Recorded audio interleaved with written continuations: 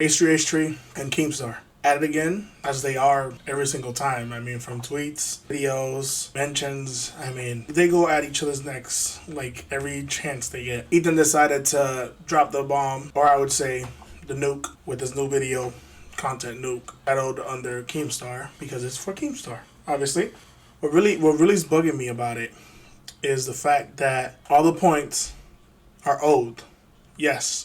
And it's stuff that a lot of people have exposed Keemstar for, or we have already talked about it. But that doesn't mean things shouldn't go unnoticed because they're old. Keemstar hasn't changed one bit. Clownstar is still basically the same piece of shit that he is. And the problem that I'm having here, not the sponsor shaming. I mean, if G Phil wants to support a scumbag, that's fine. I mean, they've supported him through all his controversies. Applaud him for being there for him, even though he sucks. I'm not here to talk about the sponsor shaming.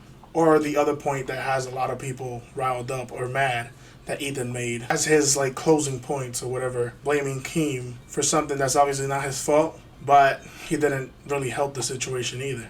I mean, a lot of us didn't really help the situation at all. Again, I don't want to talk about that. A lot of people are not paying attention to the points being made in the video just because, again, those last 2 points that I talked about. It's super stupid because the doxing, the swatting, wild rants, the fake news. It's so weird that it's still flying under the radar. For me, and a lot of other people, I'm pretty sure, the Tony situation. I knew about the Tony situation and the whole mess that he brought. He ruined a person's image just because of a picture that doesn't even look like the guy. What was the stuff that he did to Tony going unnoticed, as if nobody cares? That's still an ongoing problem for him because how big it got and how widespread it became. I'm pretty sure people that don't even watch Keemstar knew about because of Keemstar. Ethan would have not brought it up, would have gone unnoticed that Keem decided that it was a good idea to treat this poor man. He ruined his life, basically. Treat him like shit.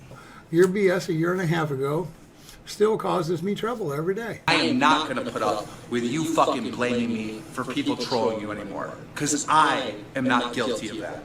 I'm guilty of that video being wrong and what I said about you, but I'm not guilty of you being trolled in 2017. If this happened once or twice, I just let it go. But you've done this to me multiple times over the last 6 months. And I'm holding back every urge from saying go fuck you, go fuck yourself. I'm holding that back. I've never seen the video of him reacting to what Keemstar told them. I was watching this video, I almost teared the hell up because it's not fair and it's not even okay. And the fact that stuff like that is going unnoticed just because Ethan made 2 points that you guys didn't like, it's super insane and it makes no sense. You want to talk about Ethan's points and how trash it was to do what he did.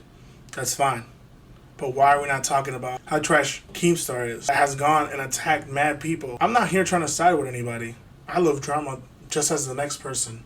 But the fact that we're overlooking things just because one person said something you didn't like, we just turn a blind eye. Clownstar has been a problem for years. The reason I used to follow him is because I was an immature kid, didn't know any better. Again, if G Phil decided to sponsor him until now, that's fine.